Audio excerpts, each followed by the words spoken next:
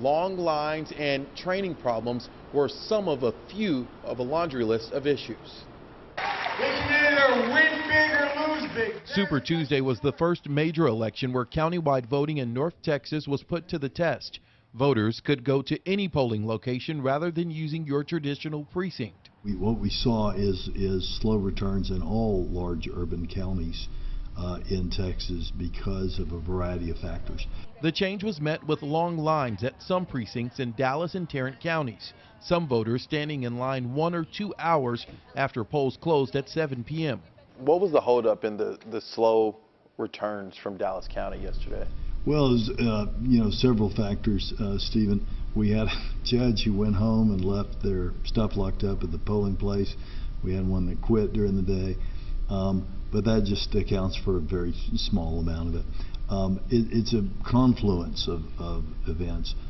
We had to hire a lot of temporary workers that had never done this before at the last minute because the parties failed to fill their slots as they normally do. A lack of poll judges and internet issues plagued Dallas County, according to Dallas County Judge Clay Jenkins.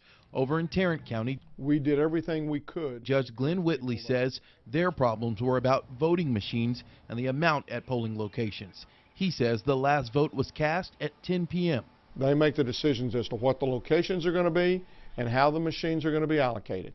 And over our objection, they said they wanted specific number of machines for Democrat and specific for Republican, and they didn't want to have just one machine that either side could walk up to. Whitley says this is the second time workers use the new voting machines and believes staff needs more training.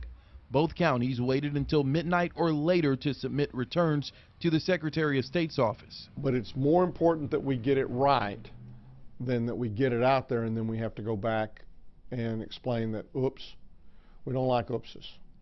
And so we were slow, we understand that, and that's one of the things we're going to work on. Judge Jenkins says while the process was not ideal, it will help them adjust for what's expected to be a possible record turnout in November.